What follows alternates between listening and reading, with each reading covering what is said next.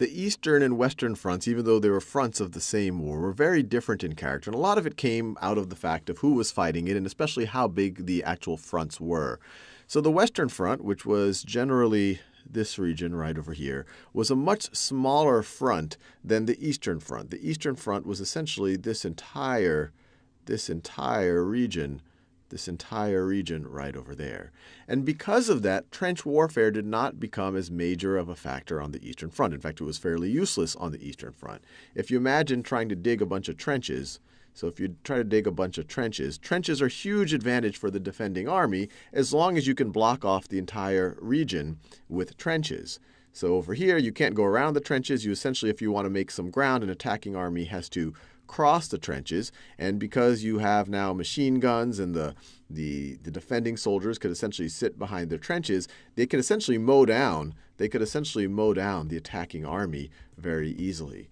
And that's what caused the Western Front, especially after the Schlieffen Plan was not able to be executed on as quickly as possible, it turned into just a stalemate. So you just had a stalemate, a hugely defensive stalemate, because both parties had their trenches. It was hugely advantageous for the defending side. On the Eastern Front, you had this huge front. It was very hard they didn't have enough people to dig trenches across this entire front.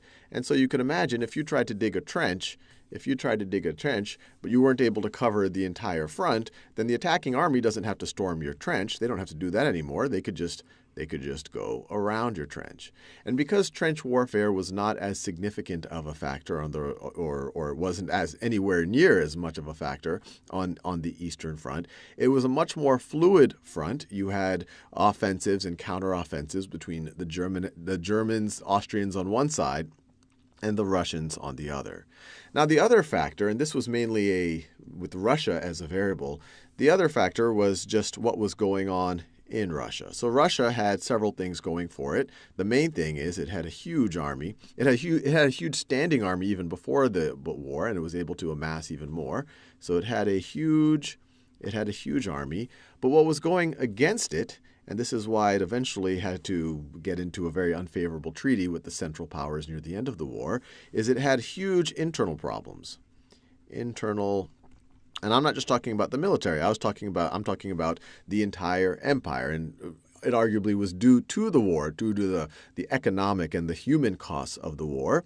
But as we enter into 1917, you first have the February Revolution. Tsar Nicholas II has to abdicate the throne because of the riots that are going on, because of the unhappiness, the unease with people literally going hungry, people obviously the morale of the troops going down. And then on top of that, the Russian military, even though it had a huge army in the beginning of the war, the Russian industry wasn't ready to fully supply that army in as good of a way as, say, the German army was. And on top of that, it had communication problems, and it even in the beginning phases of the Eastern Front, it even had issues in terms of coordinating its actual armies.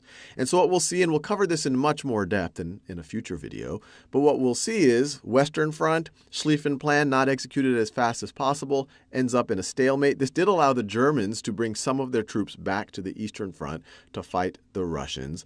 This goes back and forth, as we'll see, but once you enter into 1917, you have a revolution in Russia. First, you have the February Revolution. Tsar Nicholas II has to abdicate. And then later that year, you have the Bolsheviks overthrow the interim government, and you now have communist Russia. The Bolsheviks were in no mood to continue to fight the Germans.